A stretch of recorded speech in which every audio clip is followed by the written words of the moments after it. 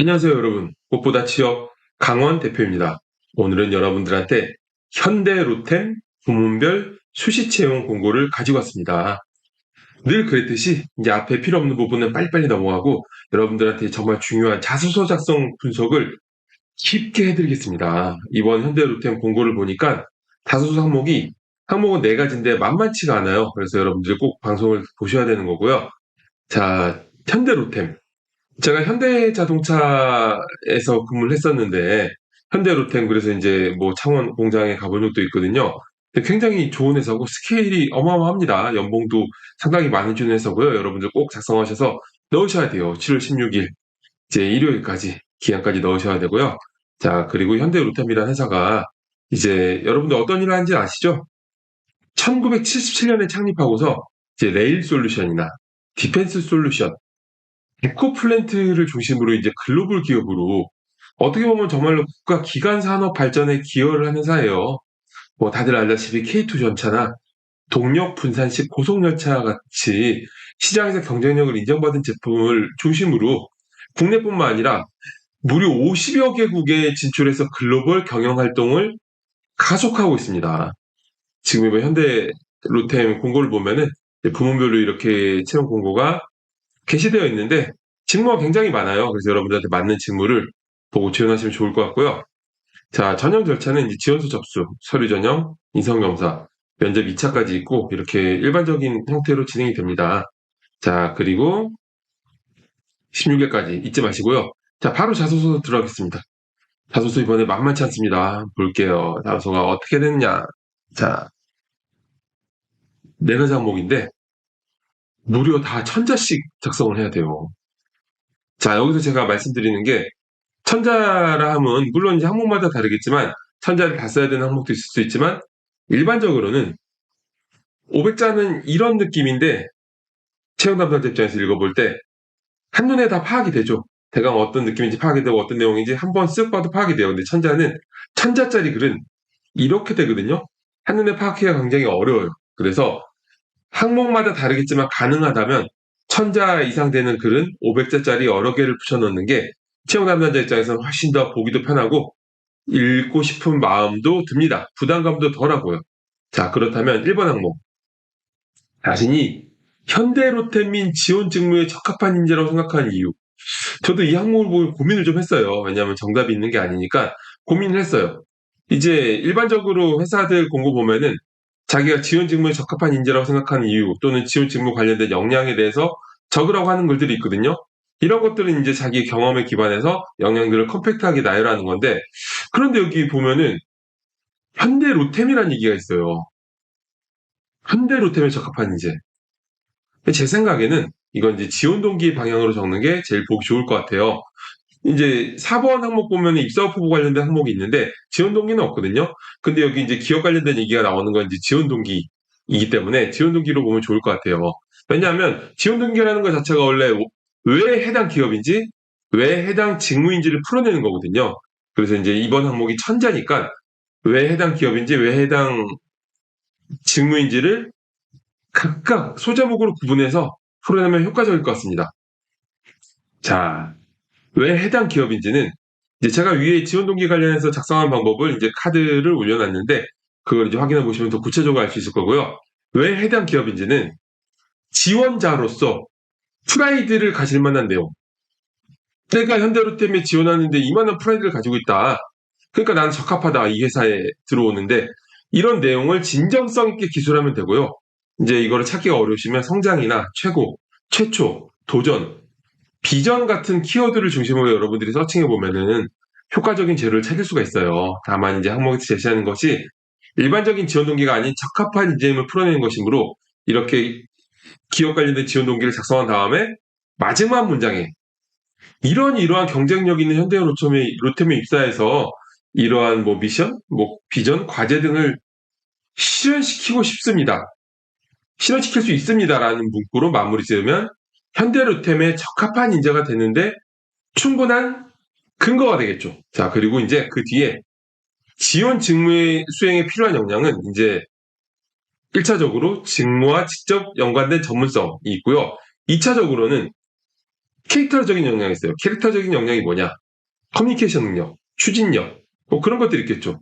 이런 것들을 이제 풀어야 되는데, 먼저 전문성 관련 경험인 프로젝트 경험, 대외 활동, 전공 수업, 뭐 아르바이트 경험이나 인턴 경험이 될 수도 있겠죠. 그런 것들을 컴팩트하게 풀어내가지고 그러한 경험이 결국엔 전문성 향상으로 이어졌고, 그것이 현대로템 직무 수행에 어떠한 부분으로 도움이 될 수 있다, 이렇게 풀어내시면 되고요. 캐릭터 관련 역량의 경우에도 경험에 근거하여 향상시킨 본인의 역량이 현대로템의 미션 달성에 어떠한 효과를 줄 수 있는지를 기술하시면 굉장히 좋은 자소서가 나올 거예요. 자, 그리고 2번 항목을 볼게요. 자신이 어떤 사람인지를 하나의 단어로 표현할 수 있는 구체적인 사례를 들어 얘기를 하는 건데, 자, 이거는 사실상 이제 일반적인 스토리텔링 항목이에요. 이제 나를 어떤 사람인지 표현할 수 있는지, 이거를 아무렇게나 단어를 선정하면 안 되겠죠.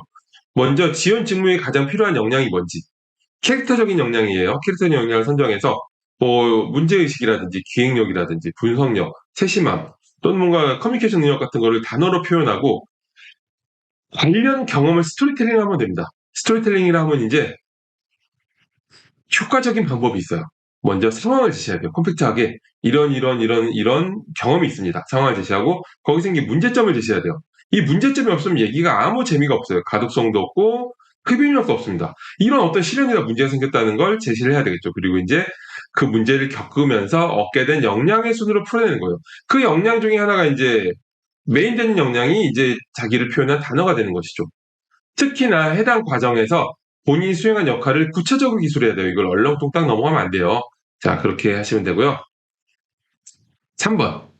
3번은 업무 또는 기타 계획 진행 과정에서 갑작스러운 어려움에 부딪혔지만 극복하려 노력했던 경험과 결과에 대해 말씀해 주세요.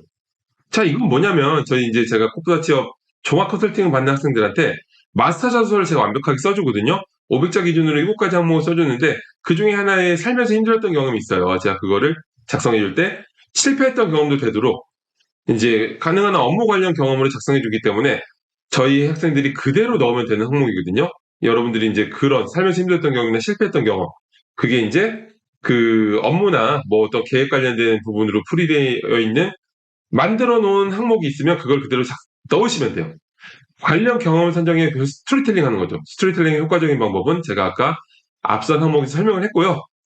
이러한 항목에서 중요한 부분은 같은 스토리텔링이어도 제시하는 것마다 조금씩 달라요. 그래서 이러한 항목에서 중요한 부분은 어려움이라는 포인트에 공감이 가야 된다는 거예요. 이제 학생들이 써온 걸 보면은 살면서 힘들었던 경험 썼는데 전혀 힘들지 않았고 그냥 억지로 써온 거죠. 그러니까 어려움이라는 부분에 공감이 가지 않으면은 이런 항목은 이제 글 자체에 힘이 약해져요. 그래서 어려움을 잘 선정하는 게, 설정을 잘 주는 게, 실제 경험도 중요하지만 거기에 이제 MSG를 뿌리는 요령이 좀 중요합니다. 그런 부분에 유의해서 작성해 주시면 되고요. 자, 4번 항목. 신입의 경우에는 입사 후 본인이 보유한 경험 활용 계획과 포부, 경력의 경우에는 입사 후 본인이 보유한 경력상 활용 계획인데, 자, 이건 그냥 한마디로 목적 보이전 신입이든 경력이든 간에 상관없이 경험 혹은 경력상을 활용 계획과 포부를 작성하는 항목인데요. 이거 이제 입사 후 포부 항목을 적되 조금만 이제 거기서 변형을 주면 좋을 것 같아요. 입사 후 포부라는 게 원래 직무 중심의 커리어 플랜을 구체적으로 기술하는 항목이에요.